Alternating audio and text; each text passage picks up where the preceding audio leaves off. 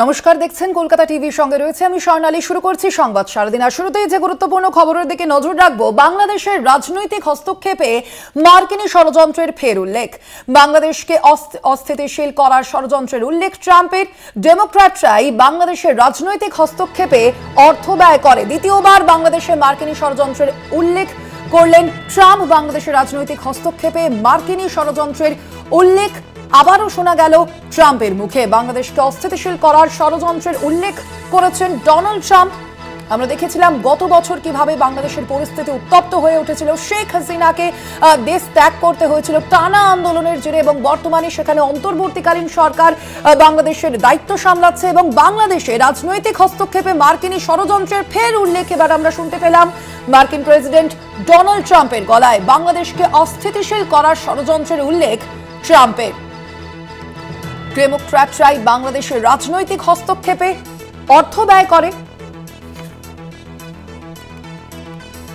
বলেছেন Donald Trump. এ বিষয়ে আমরা আরো বিস্তারিত জানবো। আমাদের সঙ্গে নিউজ রুম থেকে রয়েছেন সরাসরি আমাদের কলকাতা টিভির পলিটিক্যাল এডিটর আশিস চট্টোপাধ্যায়। আশিস দা, এই প্রেক্ষাপটে আমরা যেখানে দেখতে পাচ্ছি বাংলাদেশের পরিস্থিতি যথেষ্টই উত্তাল এবং একেবারে যে নতুন মার্কিন প্রেসিডেন্ট ডোনাল্ড ট্রাম্পের মুখে বারংবার এই ষড়যন্ত্রের কথা উঠে আসছে, কতটা গুরুত্বপূর্ণ এই বিষয়টি?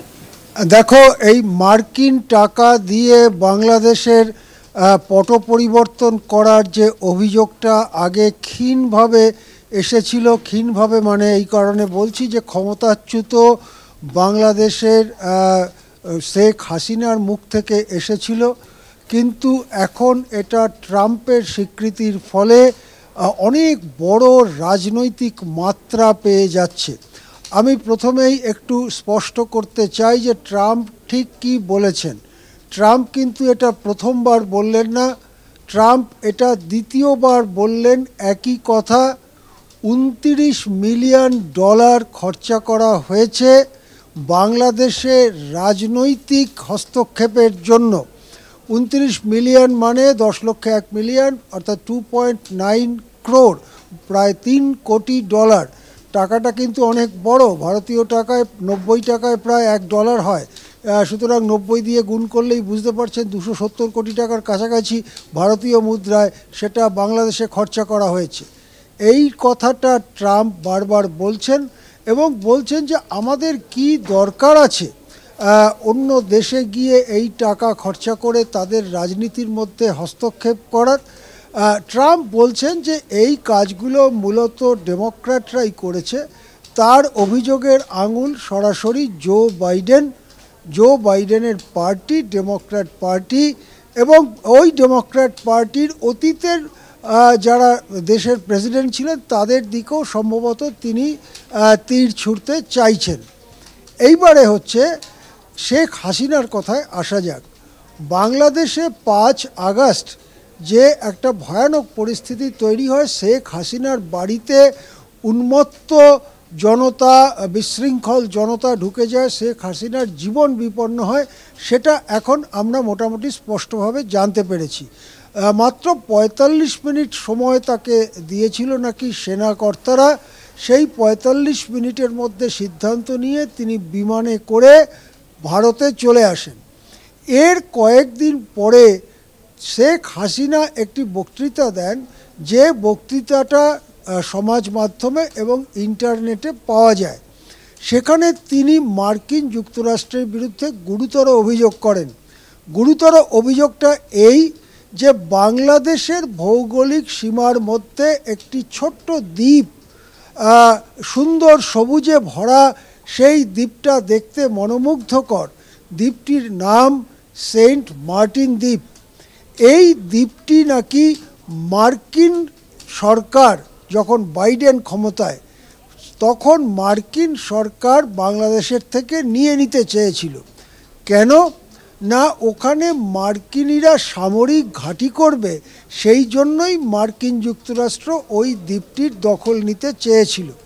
শেখ হাসিনা বাংলাদেশের ভৌগোলিক সীমানার মধ্যে অবস্থিত সেন্ট মার্টিন দ্বীপটি দিতে অস্বীকার করেন। হাসিনা বলেছেন যে এর পরেই বাংলাদেশ সরকারের ওপরে খুব চটে যায় বাইডেন প্রশাসন এবং প্রতিশোধ মেটাতেই তারা বাংলাদেশে এই কাণ্ডটা ঘটিয়েছে। এটা আমার কথা নয়, পুরোটাই আপনি কোট আনকোটে শেখ হাসিনার কথা বলে ধরবেন, হয়তো আমি আমার ভাষায় বললাম, কিন্তু মূল বিষয়টা এই রকম তিনি বলেছেন।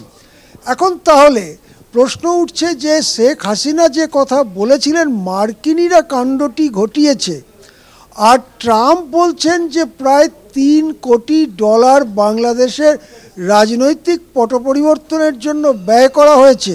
দুটো কথা তো মিলে গেল, একেবারে মিলে গেল। সুতরাং এবারে প্রশ্ন উঠছে, তাহলে এই দামাল ছাত্ররা, যে ছাত্র আন্দোলনের নেতারা বিরাট মহান হয়ে গেলেন সমাজ মাধ্যমে, তারা আসলে কারা? তারা হচ্ছে মার্কিনীদের টাকায় পুষ্ট একদল সমাজবিরোধী, এবং তারা সাজানো ছাত্র নেতা সেজে জেল ভেঙে কুখ্যাত দাগী অপরাধীদের মুক্তি দিয়ে দেয়। এর সঙ্গে এসে যোগ দেয় পাকিস্তানের গোয়েন্দা বাহিনী, তারাও টাকা পয়সা দেয়, এটা মনে করার যথেষ্ট কারণ আছে এখনকার কার্যকলাপ দেখে। এবং তারা একটার পর একটা খুন খারাপি করতে শুরু করে। আওয়ামী লীগ, ছাত্র লীগের কর্মীদের খুন খারাপি হয়, কিছুটা প্রতিরক্ষা, কিছুটা আত্মরক্ষার জন্য আওয়ামী লীগও কিছু পাল্টা অ্যাকশানে যেতে চেষ্টা করে। কিন্তু বিপুল পরিমাণ মার্কিন টাকায় পুষ্ট এই বাহিনী, তারা সোশ্যাল মিডিয়াতে প্রচার মাধ্যমে এমন একটা পরিবেশ তৈরি করে যে গোটা বাংলাদেশ যেন ক্ষেপে গেছে হাসিনার বিরুদ্ধে, এবং সেনাবাহিনী কোনো অদৃশ্য হাতের ইশারায় তারা চুপ করে থাকে। সেনাবাহিনী কিছু বলে না, পুলিশও প্র্যাকটিক্যালি চুপ করে যায়। প্রথম দিকে পুলিশের ওপরে হামলা হচ্ছিল, তারপর পুলিশ প্র্যাকটিক্যালি চুপ করে থানার মধ্যে ঢুকে যায়।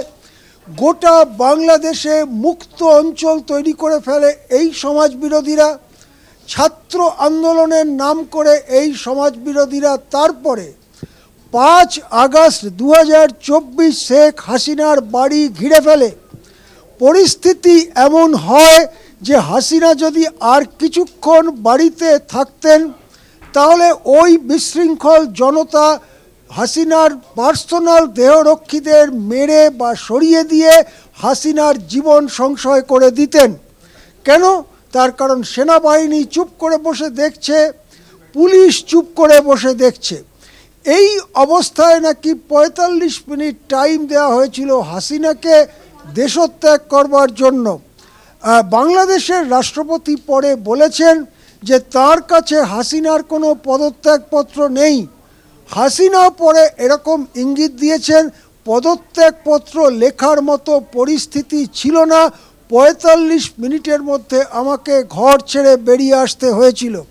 এখন এই যে গোটা বিপ্লবের নামে গুন্ডামি কাণ্ডটা, যা বাংলাদেশের রাজনৈতিক পট পরিবর্তন করে ওই ডেমোক্র্যাটদের খুব ঘনিষ্ঠ অনুগত একজন মানুষ, এই ইউনুস, তাকে ক্ষমতায় বসিয়ে দিয়েছিল, সেটা আজকে ট্রাম্পের কথায় পরিষ্কার। এখন প্রশ্ন উঠছে, এই অপরাধটি মার্কিনী টাকাতেই হয়েছিল, হয়তো তার সাথে পাকিস্তানি টাকা পয়সাও ছিল। এইটা যখন মার্কিন প্রেসিডেন্ট স্বীকার করে নিচ্ছেন, তাহলে পাপ স্খলনের জন্য কোনো প্রায়শ্চিত্ত ট্রাম্প করবেন কি? ট্রাম্প কি দেখবেন যাতে ওখানে ছাত্রলীগ, আওয়ামী লীগকে সম্পূর্ণ ধ্বংস করে দেওয়া, সংখ্যালঘু হিন্দুদের ওপরে যে নৃশংস আক্রমণ চলছে তা বন্ধ করা, হিন্দু ধর্মীয় নেতাদের বিনা বিচারে জেলে আটকে রাখা থেকে শুরু করে যে ভয়ানক বিশৃঙ্খলা লুটপাট চলছে, শেখ মুজিবুর রহমানের বাড়ি যেভাবে লুটপাট করা হয়েছে, তার সমস্ত স্মৃতিগুলো যেভাবে ধ্বংস করে দেওয়া হচ্ছে, তা বন্ধ করবার জন্য ট্রাম্প করবেন কি? কিছু করতে পারেন, একেবারে কিছু করবেন না। শুধু বারবার ট্রাম্প এই কথাটা তুলে আনছেন সামনে, তা নাও হতে পারে। সুতরাং বাংলাদেশের পরিস্থিতির দিকে কিন্তু কড়া নজর রাখছেন পর্যবেক্ষকরা। হ্যাঁ, একদমই আশিসদা, অবশ্যই আমাদেরও নজর থাকবে বাংলাদেশ এবং আমেরিকার দিকেও। আপাতত ধন্যবাদ আপনাকে। আমাদের সঙ্গে সরাসরি নিউজ রুম থেকে ছিলেন আমাদের কলকাতা টিভির পলিটিক্যাল এডিটর আশিস চট্টোপাধ্যায়।